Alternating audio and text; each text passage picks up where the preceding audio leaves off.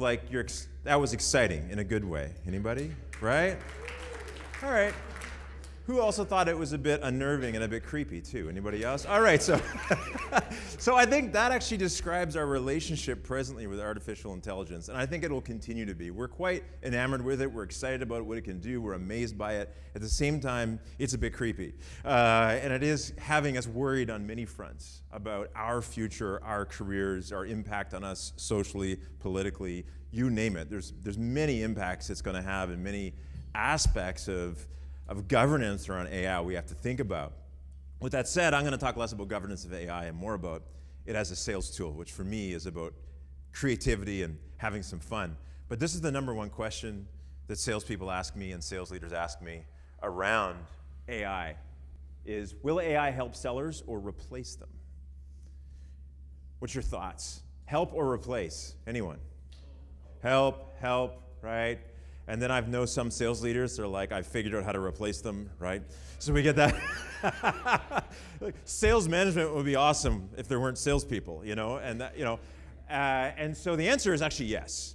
It will help and replace sales professionals. And I think this is something to realize, that even within MSPs, and we think about our staff, our teams, us, it's gonna replace us as well. It's already replacing us, right? It's replacing a lot of the things that we do on a day-to-day basis.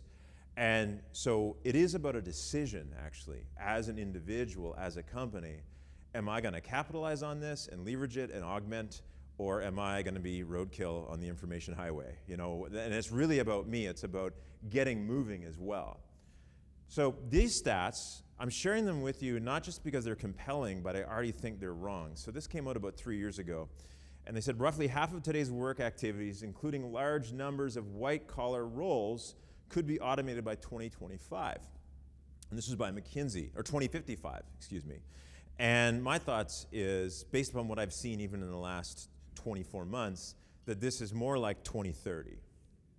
I think it's rapidly occurred. I did most of us know Jillian Lee and E-Channel News and Channel Next, and I spoke at Channel Next back in 2018 on this topic.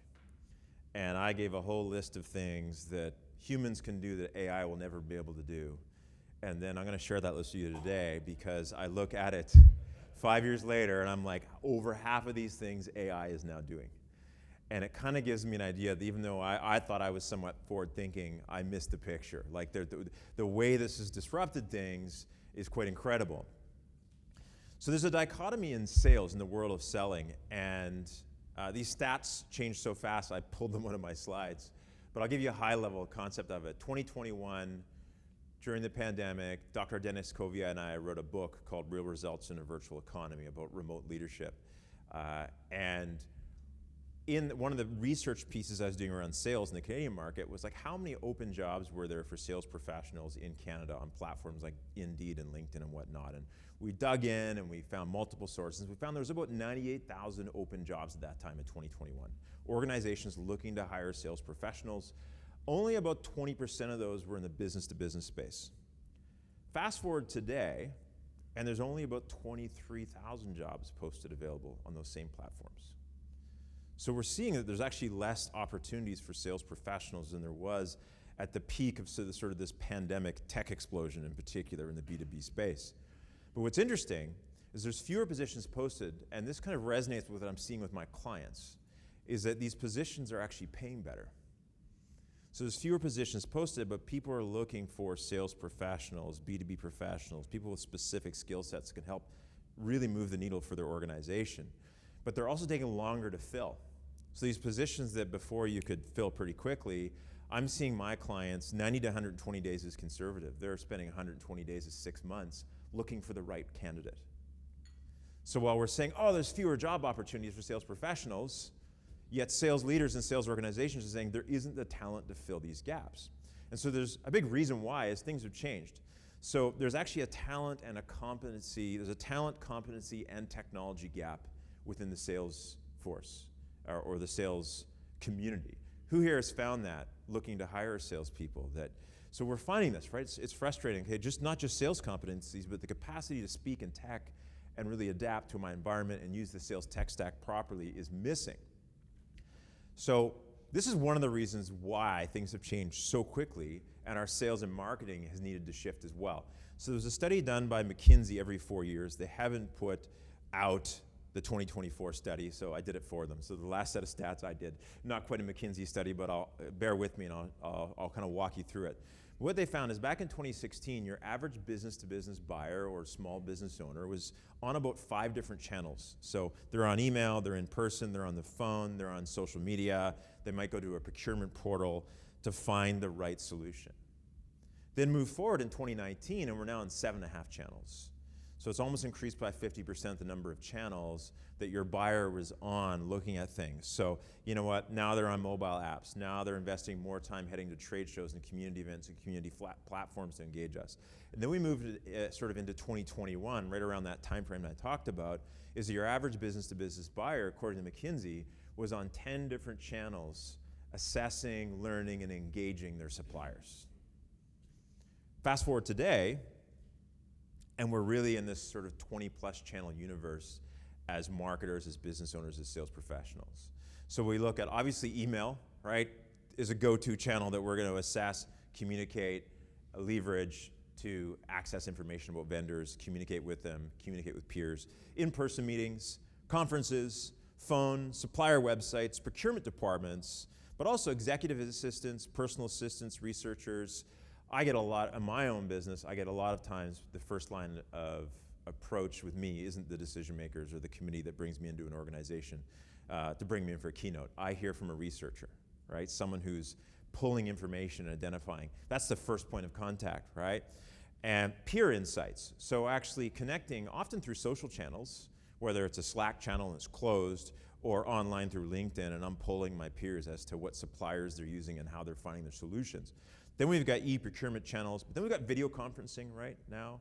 That was the great thing, I think, about the pandemic, was that everybody, including our 70-year-old grandmother, can now use Zoom, right? And so it's a really formal channel that we all use on a regular basis that we're adept at, but also live web chat, right? Many of us have this on our sites through the MicroAge system, but also web chat AI bots. And what's interesting is that several studies have talked about the fact that a lot of business decision makers and consumers would actually rather talk to an AI-based chatbot that's loaded with the right information than deal with a salesperson. They just really want a questions and answers library to give them all the information they need to the point where they decide, yeah, now I'd like to talk to a human.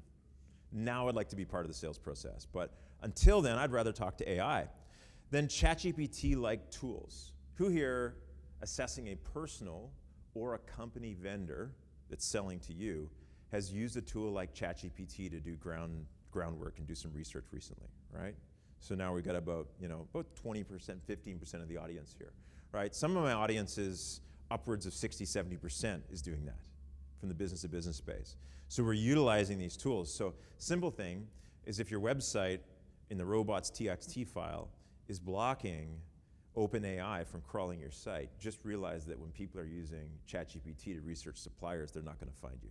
They're not going to get all the information they need on you. So some thoughts around, oh, they're going to steal my languaging and my SEO. And well, yeah, but you also miss out those opportunities as these search engines become more AI-driven.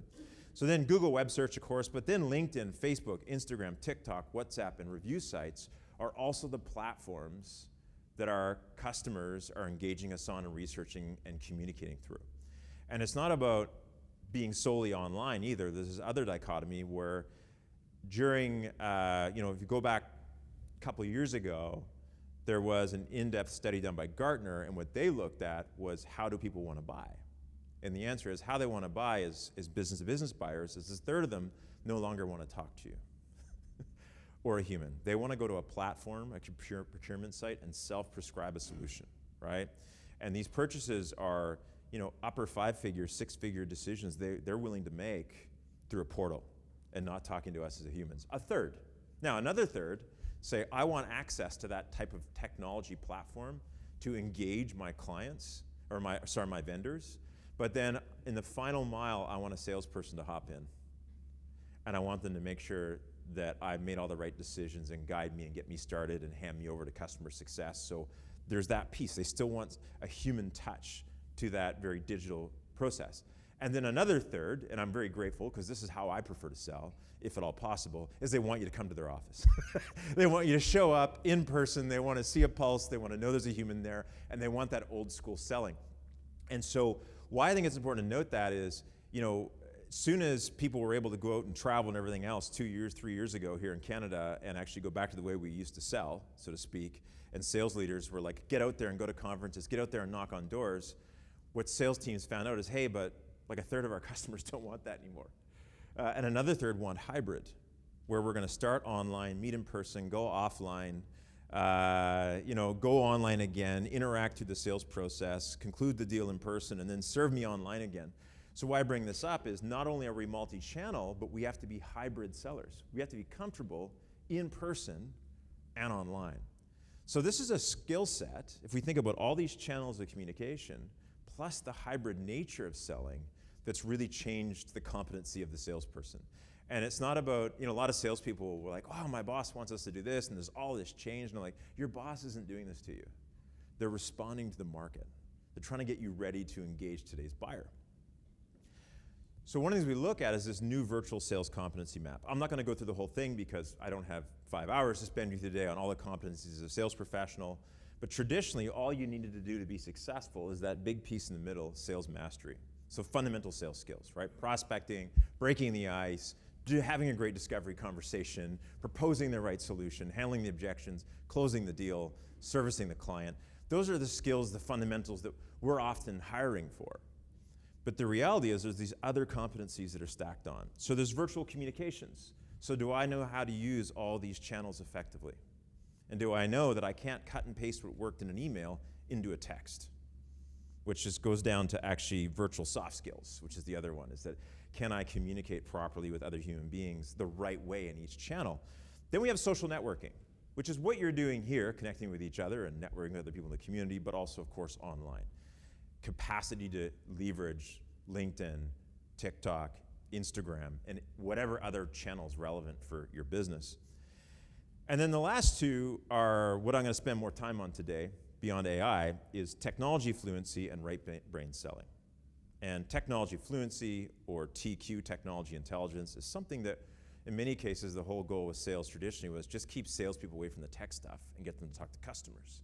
But the reality is sales is now tech driven, so they need to have that literacy. And I'll talk about some of the things we want to look for or train for. And then right brain selling is the safe area for humans if we want to have a long-term sales career. And that is all the things that we do well that AI can mimic but can't truly do well. So true empathy, true listening, true connecting, the ability to realize that this is a huge deal I'm closing and there's 10 different stakeholders involved, and I'm going to work those politics within that group to close that deal, right? That's a human skill. The ability to lead, the ability to break the rules. Oh, the sales process isn't working, so let's break the rules and let's close this deal a different way. So these are right brain selling skills that we actually have to really build. So empathy and creativity skills combined with technology intelligence is the future of selling. So technology intelligence. Some of the things that I would look for if I'm hiring salespeople, or if you're in sales now and you're ramping up, and I'm kind of preaching to the choir here in many ways because this is a room full of technology professionals. So this is our home turf. But I think we've got to hire for this and train for this as well. So we can speak in tech. We're good at prompt writing and AI use. So this is a new but very vital sales skill. Data interpretation, the ability to actually interpret data and understand it to form my decisions in my sales process. Systems and process design. Salespeople, systems and process design. Now, and many of you are thinking, I would not let my salespeople near systems and process design. But here's the reality. In a small business, often it's that sort of adventurous, curious salesperson that finds a new sales tool. Let's say it's Dripify. And Dripify, they're able to hook it up, set up a client ideal profile, and it starts rolling through LinkedIn and finding that ideal client profile, connecting with them, liking their posts, sending them messages. Well, if they're in a team of 5, they probably don't have a CTO and a tech team to help them evaluate that software and set up. They're going to figure it out. Then they have to figure out, how do I plug that into my CRM? And then how do I use ChatGPT to iterate on my outbound messages so that they're not all canned? And so that's actually the thinking that's needed in a lot of cases for small business sales professionals and even mid-size, is they have to be good at stringing systems together and understanding that. Proactive and curious problem solvers. They understand the sales tech stack. They're capable of assessing tech tools. They learn new programs and tools with ease.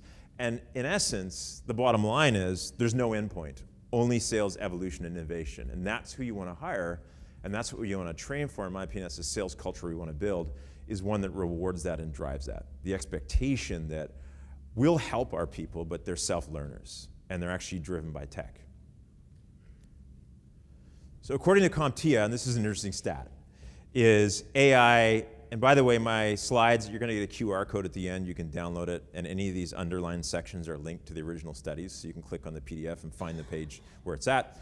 But AI is expected to make 85 million jobs redundant and create 97 million new jobs by the end of 2025. I'm looking at my watch going, that's like, basically 18 months. But what's interesting, that's globally, so net 12 million job growth. But I believe that those 85 million that are made redundant aren't necessarily getting some of those 97 million jobs. That it may be a very different group of people. And so I think it's important, again, is that decision around adapting the technology and shifting and embracing it. So AI can be an Ironman suit for sales professionals. And I really, Gabe Larson, actually years ago, shared this analogy with me, and it's stuck in my head because I think it's interesting because a lot of times when we're threatened by AI, it's a robot coming to get me. Robots are coming for my job, and that's the anxiety. But the reality is, with AI, it's really about strapping an Ironman suit on ourselves or our sales team. So I've got one sales team which is great sales mastery, and they're exceptionally good at what they do, and they're good at that right brain stuff, and they're out there prospecting, and they're researching their clients who pick up the phone, and they know they got to follow up and lead nurture, and they know to keep tabs on things, and they know that they need to write customized proposals for their clients to land deals to really make sure that it resonates. They're doing all the things right. But then they've got a competitor that knows that, but that competitor goes, okay, well, instead of you researching, let's use a tool like Bombora combined with some other AI-based tools that with a click of a button, you get all the data on that client, all in one panel. And then I take that data and we can then convert it into business outcomes. So you can just read that bulleted list instantly. So now that saves you maybe 1 hour per ideal prospect of research off the top. And then I give them a tool like Fathom, which I'll share with you here, that listens to their Zoom calls. And then it outputs business results and what's wanted for that sales outcomes for that client in a customized way. They can take that and feed it into another AI, which helps them customize their proposal. And while the first group is still figuring out their notes and trying to customize the proposal, they're on to the next deal. And so what happens when you scale this across multiple deals and multiple team members, you're saving hundreds of hours per week that used to be cut and paste and manual activity that actually have nothing to do with selling. Right? That in-person time, that face time is what it can maximize. And so no matter how good we are, Tony Stark is exceptionally highly motivated, courageous entrepreneur, but he put the Ironman suit on and he amplified who he was. And that's really what AI can do for us in our sales organizations and our marketing. So we talked about right-brained sales skills. And this skill sets, I'm going to go through 27 of them, not in great detail. I'm going to spend a bit more time on some than I do on others, but I wanted to kind of talk about some of these skills. That we need to nurture within ourselves as business leaders, but also skill sets that I want to look for in people I hire that I'm going to combine with technology and automation. So the first one, of course, is rapport building. That's an incredible human skill, and it's a vital part of what we do is connecting with other human beings in quickly and effectively. Then listening. So listening skills are an inherently human activity that's required to create rapport, find out client needs. But with that said, this list again is 27 things I came up with 5 years ago around what AI will never replace. And I can tell you that number 2 is now highly augmented and makes me much better listener than I used to be when I didn't used to use it for meetings. In other words, AI is actually making us better at listening. So it's not like that we can do it, it can't, but this is an augmented skill now. Social intelligence, the ability to read your facial expressions and know whether you're interested, frustrated, or what it is, right? And so that's that ability to read social cues and know what the appropriate response is. And when an event happens to us, how to interpret in a positive way that moves us forward instead of immobilizes us. These are some of the social intelligence skills that are vital skills that drive business success that AI is not going to do for us. Presentation skills, standing on stage, standing in front of a room, connecting with a group of people. This is a very sales-centric activity. Objection handling skills, right? Coming up with answers on the fly. Some of this can now be done by AI, right? Huge libraries and chatbots that can actually answer a lot of client questions before they come to the part where they actually need to engage us. The negotiations. So negotiations is still a very human skill, although all of us negotiate every day with AI. When we go on to Amazon and it's changed the price of our product based upon our postal code, because it knows how much we'll pay and we agree to buy it, we've actually been negotiated with by AI. Air Canada does that to us as well. They use an AI-driven system that determines what we're willing to pay and when and what region. And so we are actually being negotiated with by AI, but from a traditional sales perspective, it's still a really important skill. Hobnobbing. It's a really old term. No one uses this term anymore. What's hobnobbing mean? Anybody? Going out for a beer, right? So it is going out for a beer, and sometimes in the context of going out for a beer in maybe an environment I'm not quite comfortable and pushing my way into a network which I'm not part of and embedding myself, right? And that's, you know, how many deals have I heard of where it's changed their life or their company because they stuck their neck out and they went in and got their elbows out and they networked in an area they hadn't been before and they developed relationships that expanded their business. So that's a really great human skill. Authentic online social interaction. At least so far, you can tell if someone's AI bot has written their LinkedIn reply versus them. But it's changing. Innovation, problem solving, detecting lies, right? Being able to see and connect and say, is this person telling me the truth? Here's a scary one. There is a technology available, but not commercially available right now, where you can feed a video into it, and the AI, based upon micro expressions and a number of other gestures, will tell you whether that person is telling the truth, holding something back, anxious, frustrated, stressed. So hopefully these tools aren't available to HR professionals, or salespeople anytime soon, but they are out there, for instance. So then reading and adjusting for personality style. This is something that is a very human thing, but it also can be augmented by AI, and I'll share a tool with you a little bit later on that does that. Creative prompt writing, of course, and then breaking the rules. I talked about this. Humor, having fun, connecting with people. Giving, contributing, and kindness. That's a big part of business success, in my belief. It's actually contributing to our business community and those around us. And that's a really human activity that can give us a competitive advantage. Complex selling, I talked about it, multiple decision makers. Phone skills, picking up the phone and connecting with somebody. Dealing with upset customers. So irate customers, is a very human activity, converting that upset customer back into an advocate. Motivating team members, going off script, doing a really good discovery meeting and connecting and leading a customer, a client. That's something that's a very human activity. It's probably the most important part of selling, I believe. People hire me a lot of times and say, you need to help my team close better. And I always feel like that's like an Olympic coach going, you need to help my team gold better. I'm like, no, you don't help people's teams gold better. You teach them how to play the game better. And the game is actually needs analysis and discovery, is having more powerful questions. It's not about closing better. It's actually about opening the conversation and the relationship better in a more deep way. Content creation, this is something that we do as humans, but also as you saw that video earlier, it's getting to the point where content creation, especially text-based content creation, is definitely something that AI can do today if we're led. I still believe that great writing comes from great thinking. Now, I'm biased because I've written several books, and I am a writer, but I do believe great writing comes from great thinking, which means that when I use AI, typically what I'll do is I'll just dictate to my iPhone on the notepad, stream of consciousness about the idea I want to get across, and then I fire that into ChatGPT and go, keep the tone and the language style, but just correct for grammar and double space for LinkedIn. And it takes my rant and then writes it perfectly for me, and I go back and change it a little bit, and I post it up. And that used to take me, maybe 35, 40 minutes. That now takes me 5, 10 minutes. So there's some ways that you can enhance your writing with original thought versus asking ChatGPT, hey, write me an article about why sales leadership is important. And then you get some generic garbage with no original thought.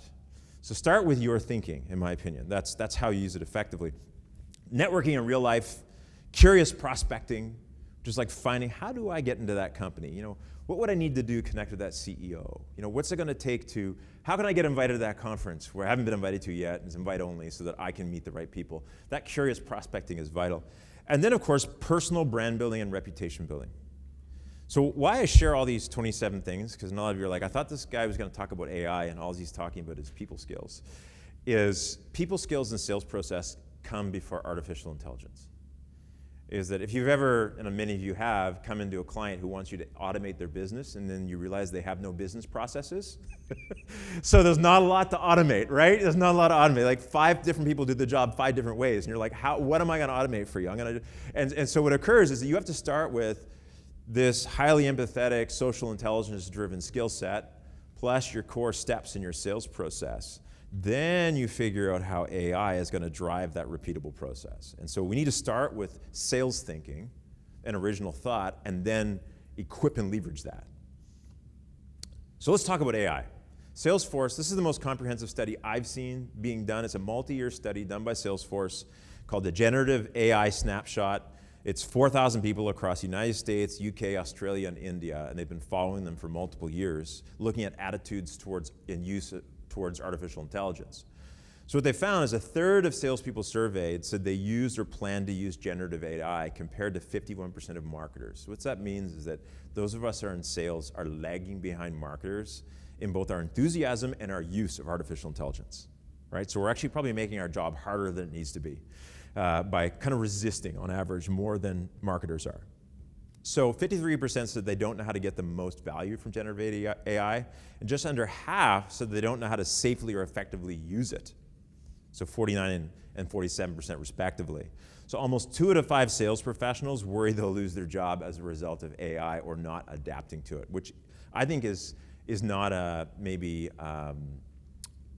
out of whack as far as a fear goes. I think that if we don't adapt to it, that our opportunities are going to shrink. So here's the challenge, though, is that most sales professionals and sales leaders I've met still are lacking really the big picture in the power of AI. So, because who here is in sales? We're considering ourselves in sales, right? So most of us are. So one of the characteristics I find in a lot of salespeople is we ask ourselves is, how do I make this easy? What's the path of least resistance? How do I do less work, right? And that's, I think, what makes us great, because we find new and creative ways to do more with the same amount of time, because it's always about, how do I make this easy? So when salespeople look at AI, they go, oh, basic content creation, like writing a letter or doing a blog post. That AI can do that for me. And analyzing data, like, yeah, let's throw the data in and let it tell me what it means versus me trying to figure out what these trends mean, right? And then automating personalized communications for clients. That's great. I can insert the word birthday here, and I can insert the word petroleum here and change this one for construction in the next template, and it automates that.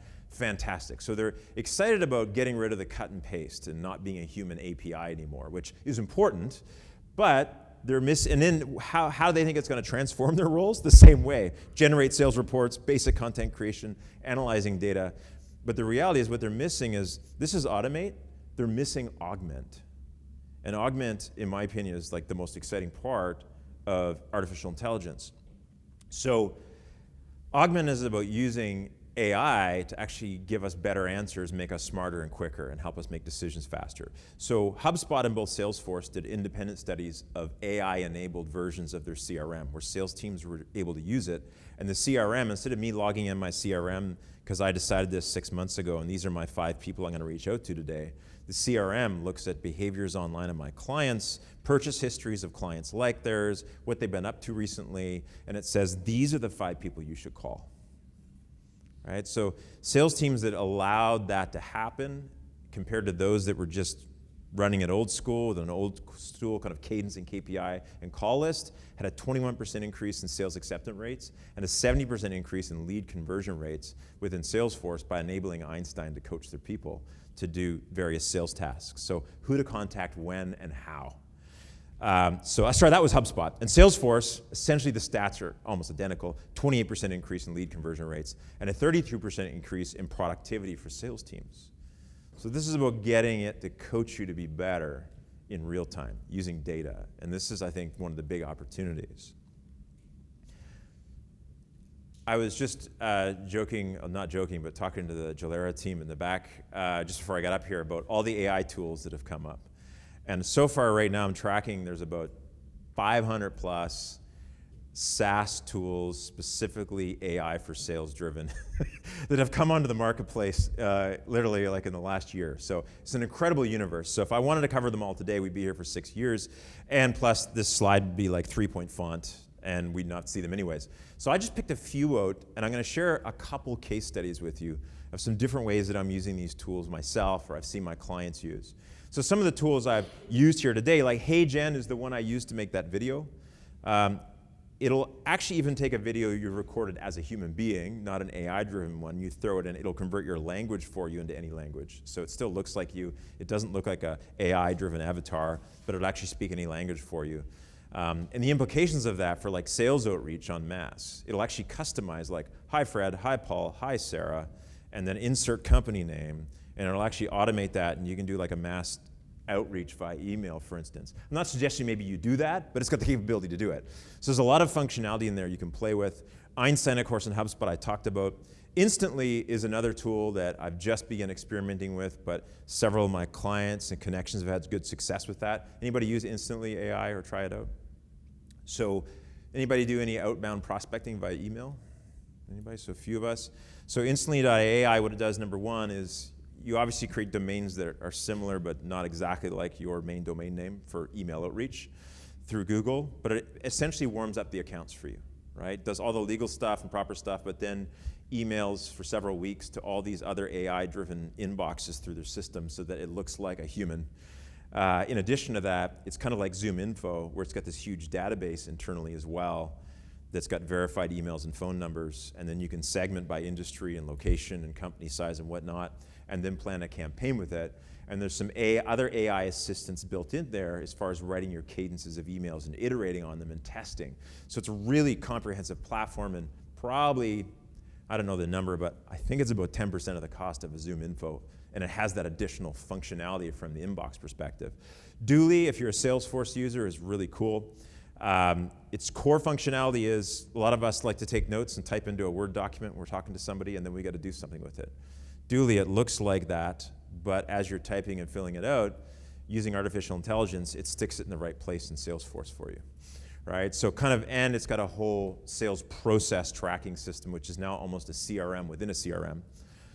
We all know the ChatGPT icon. I'll share with you how I use that or some hacks to using it. Fathom is an AI-based note taker, which I've experimented with a number of them. It's quite cost effective and very, for me, it's more efficient than many of them. Video.ai, I'll share with you how I use it. So this video here is, of course, being shot. I'll get a copy from Maria of half an hour of it. I used to watch it and then say, oh, I like 122 to 155, and then I would send this to my guy on Fiverr, and he would cut it up and put captions on it and send it back to me. And number one, I'd have to watch my own video, which some people accuse me of loving to do that, but I actually get tired of watching myself after a while. And then it's all this time, so it takes, I would leave it. These videos sit there forever. Now I load it into video.ai, it watches it for me, and it picks the sections for me, and it captions it, and then I can post it, and it saves me hours and hours of time. There's all kinds of creative ways you can use it. Crystal is a personality profile reader, which I'll share with you in a minute. And then Bombora, anybody use Bombora or try it out? So it's an enterprise level tool for business-to-business selling, and it's got a lot of functionality, but some of its newer functionality, because it's been around for a while, is an AI-based sentiment analysis tool. So you put your ideal client profile in, like I'll put in 20 plus salespeople in the organization, 50 million a year more in revenues, sells in the business-to-business space, is located in Calgary and Vancouver and Ottawa, and then what it'll do is it'll find organizations that meet that ICP on the internet, but it'll look for sentiment from those organizations for keywords I put in, like sales training or consulting or business growth. And so when it sees a lot of search based upon that coming from that IP block, plus people downloading, plus historical behaviors of their staff, it'll tell me who within that list of 1,000 companies today is likely on the far end of the buying cycle, so that I'm reaching. So it's using real-time data and AI to find those opportunities. There is a lot of sentiment based tools out there. Zoom Info has that built in as well, but this one's pretty smart. So these are some tools to think about. But let me talk a little bit about how I use these tools quickly. I'm going to share 3 of them with you. So Fathom, who's used Fathom or tried it out, right? So I know there's probably a lot of Teams users in this room, and so I apologize for that. But Fathom tends to ride on Zoom. It works somewhat with Teams, but Teams, I think Microsoft likes to not play nice with Fathom, and that's fine. I understand why. I think that Copilot is beginning to evolve to be similar to this, but it isn't quite where Fathom is yet. So that's just my opinion. Don't throw anything at me. But that's the reality. So what Fathom does is I put it on during my Zoom meeting, and it just is sitting in the back, and I'll just say to the client, hey, I'm using an AI-based note taker so I don't miss anything. It's just for my use. Is that okay? And I've never had anybody say no. They're like, actually, they go, yeah, and where do I get it? That's the standard answer. I think I got to cut a deal with Fathom. But what it does is it listens to your call, does the whole transcript, but then there's a little drop down that you click by your name right here, and then it gives you one of these multiple options. Is this a candidate interview, customer success call, a project update, a retrospective, a Q&A, a sales meeting, a stand-up meeting? And based upon that, it will look for different types of content within that conversation. And what it outputs in a sales meeting is like what the meeting was about, who the client was, what their core business drivers are, what their outcomes are required, what my action steps were, and it spits the document out for me. So I did this recently with a client out of India, a prospect, who was going to hire me to do a remote keynote. So did this interview with them, I took this summary and I cut and pasted it into ChatGPT. And what I said is very specific prompt is, and you can steal this one, is I'm going to paste 2 documents. The first one will be titled Doc 1, will be discovery call with, obviously, the client in India. The second document, titled Doc 2, is a 1-page keynote seminar description. Using these 2 documents, write 4 business outcomes the client will receive from the keynote. These outcomes should be in the context of what was shared in the discovery call. So you ever sit down and want to contextualize a proposal after a meeting and you got to write it so it resonates with what they told you? Well, just spit it out for me. Here's the outcomes that you're going to get from my session connected to the keynote. So empowerment of technical sales team, and it talks about how shift and growth mindset, why this seminar will do that for them, enhancement in sales strategy with technology, and leadership sales coaching tips. And I put this in, and I sent it to the client, and when I sat, because I knew they were looking at several people to hire them, they said, we're going with you. And I said, why are you going with me? I'm just curious. And they said, because you really heard us. I thought, that's interesting, right? And now the reality is I did hear them. Actually, it's just the fact that this helped me be a better listener, right? It pulled out the information. But the reality is this saved me maybe 3 or 4 hours. And it was actually better than I was at listening overall. So this is how you could use these 2 tools together. So then, anybody know this guy? I was picking on Julian earlier, so there he is again. So Julian Lee from Technoplanet. So I took Julian and I fed Julian into Crystal.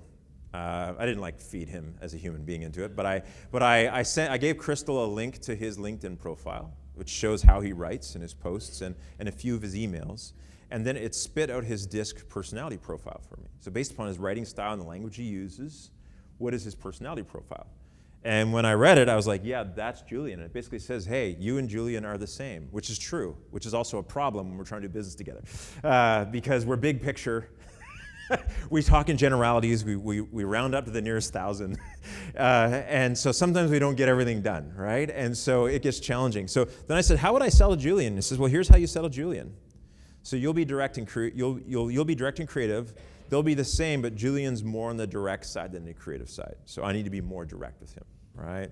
And selling to Julian, know that while you're both resourceful and big picture, it'll take extra energy for you both to talk about the details, which it does take a fair bit of energy. But it also says if you discuss money with him, and I'll skip to the bottom, don't give him spreadsheets, give him bar charts and graphs and pictures, right? And so this was really interesting, as I shared it with Julian and he laughed. He goes, thanks a lot for sharing this publicly, but he says, this is totally accurate.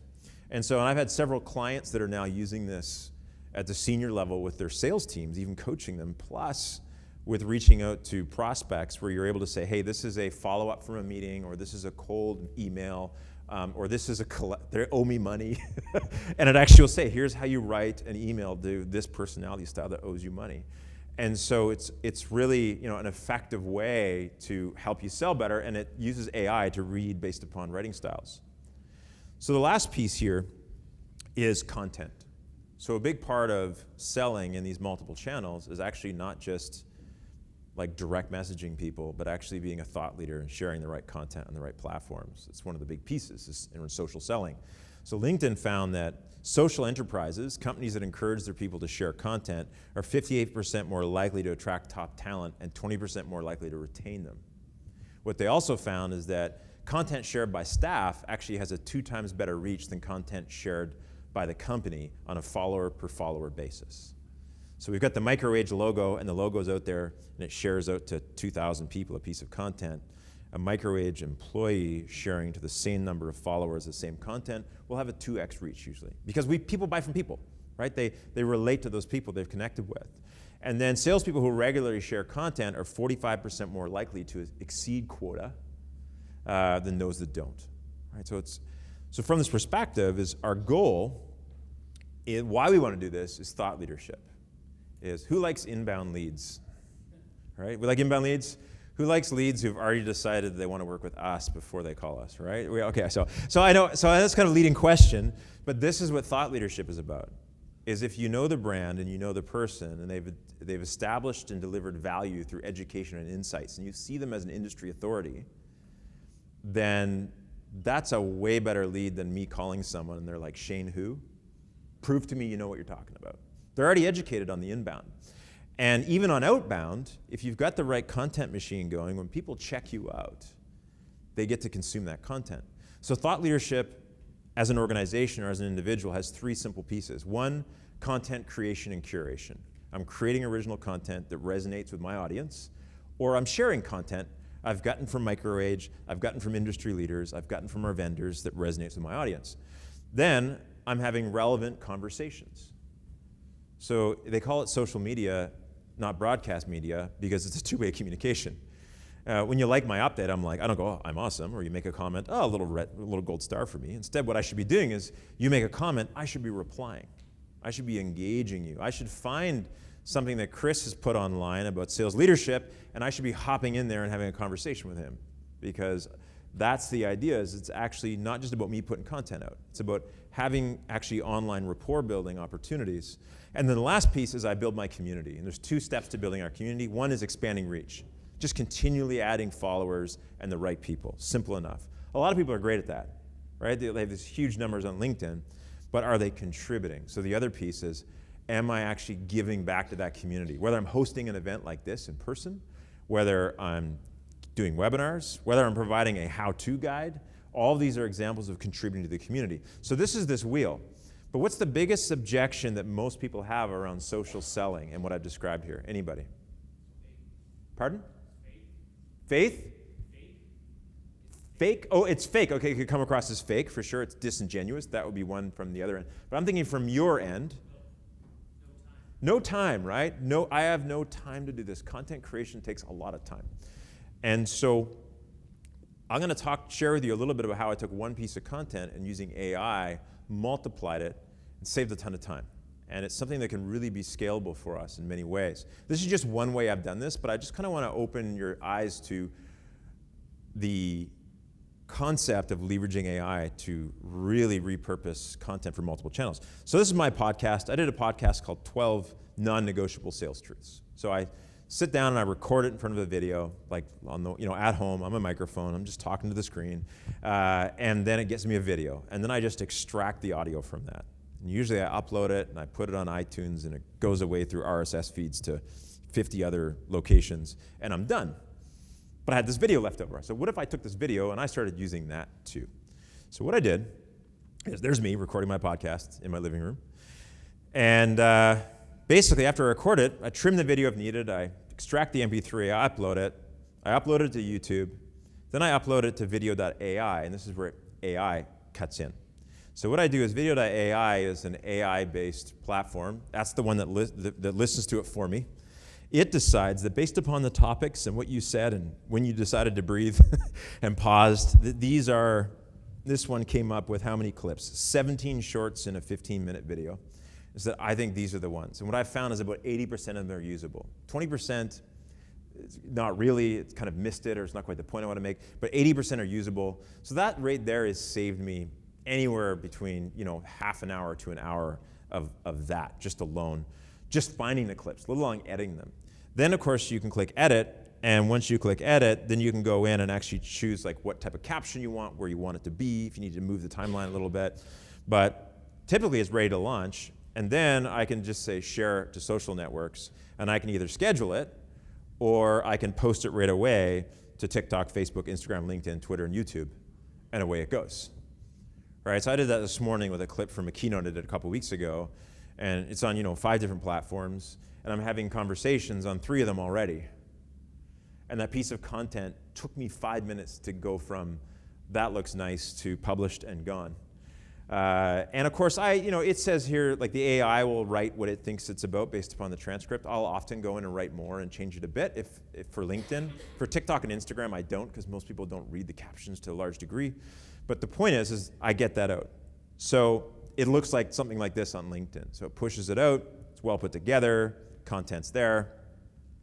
Then I took the transcript afterwards on my site, and I dropped it into ChatGPT and said, write me a summary based upon these 12 sales truths.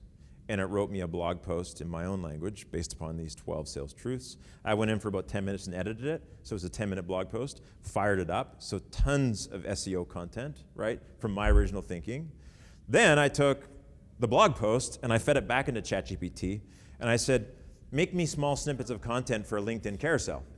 So this is what I said, take these 12 non-negotiable sales truths and condense them to approximately 200 characters each, including titles so they can be used on LinkedIn carousels. Then I dropped it into a Canva template, fired my photo in there, which the background was removed using AI. And I outputted that, and that went up on LinkedIn. And then I took those images and turned them back into a video reel and put some music on it, and fired that back on the platforms as well. So why I share this is here's what I was able to do in 2 to 3 hours of marketing effort, which previously would probably take 20 plus hours, which I just wouldn't do, I don't have time. So, and I wouldn't pay someone to do it, because if I added that at cost up weekly, it's a bit much. And the reality is I was able to create 12 video shorts and distribute it on 4 platforms. So 48 different pieces of content are out there. I have a 17-minute podcast out on Spotify, Apple, and 20 plus networks. 1 long-form YouTube video, 1 blog post, 1 LinkedIn carousel, 1 carousel video. So 53 pieces of thought leadership content in about 2 to 3 hours.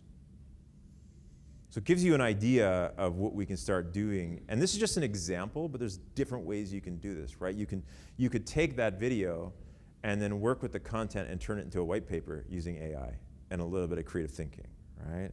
Or an ebook and a downloadable lead generation tool as well if you wanted to. So bonus tool, I just found this one. I think it's the worst branded AI tool I've heard of yet. But if you're a beginner and you wanted to try something out and it's really inexpensive, it's called Easy Peasy AI. I'm even embarrassed to say the name, but you know what? I'm not embarrassed to say I used it because it's pretty cool. So I took a video of me speaking at Channel Next, and I think it was like a 5-minute video, and I was just curious. So I just gave it the YouTube link, transcribed it for me. Then it wrote me a summary. Then it wrote me a Twitter thread for it, right? Then in addition to that, it was able to write a blog post for me, and then put it in a summary newsletter format as well. All right, so it could write a summary of that event. It could all go out with a click of a button. In addition to it, it's got an AI text-to-speech tool, and it will clone your voice as well. Not quite good as Heygen, but about 80% is good. So if you wanted to create like an accessible document where maybe your voice is reading the document for people who can't, maybe are visually impaired, really good tool for that. But you could also, if you wanted a British accent, because you think it sounds more authoritative, you could do that as well. So there's a whole bunch of stuff in there to play with. And I know there's AI-based bots that you can program and build libraries for in here. That's pretty fantastic too. So a great place just to play and experiment and figure out some of the things that you want to do with it. So 2024 and beyond, what are some of the trends we want to think about for our businesses? Number 1, remote digital-first strategy and user experience first. So I think this is an important piece, is that most of our first engagements happen with people on digital platforms. So am I really thinking about my business from a user experience digitally first, right? Personalized customer experience via AI. So think about how I'm going to be using AI to personalize customer interactions to make me smarter, to be more contextual when I'm talking to them. AI is also going to be ambient in the sales tech stack. We will stop talking about it eventually. Like, it's not going to be a topic. It's going to be a thing that exists. I had a client and said to me, really big company, multi-billion-dollar company, and their head of sales, she's like, do we use AI? She looked at me like, I don't even work for a company. She goes, I don't think we use AI. Like, she's out there in the front charging and running. And I go, what CRM do you use? She goes, Salesforce. I go, oh yeah. Tell me a bit more. And she talked to me about all the tools they use. And I said, yeah, you're using AI all day, you know. But it's just running in the background, right? So what we find is more and more, you know, if we've ever been pushed to Spotify playlist, that's AI helping us out. And in a business-to-business level, it's going to be more like that in the future. New sales competencies are going to change sales roles. So think about everything we talked about here in our multi-channel, our capacity for, yes, social intelligence, but also tech savviness. We need to think about a new, real, different competency map we're hiring for and developing ourselves for. More automation and augmentation means actually more time for selling, which means more time for those 27 skills, that face-to-face stuff. Omnichannel selling isn't going away. I think it's going to splinter even more, and so we need to build those skill sets. Hybrid buying process is dominant. It's not online or offline, it is both, and we need that fluidity and our capacity to engage clients. Emotional intelligence plus technology intelligence is success, and only curious self-learners need apply. I think that should go into like all of our job ads or our recruitment materials, because I think that's really important, is that, yeah, I'm gonna give you the tools, but you have to be self-driven and curious in order to stay relevant as a sales professional. And then lastly, go the Ironman route to compete and prosper in marketing, sales, and life. Thank you very much.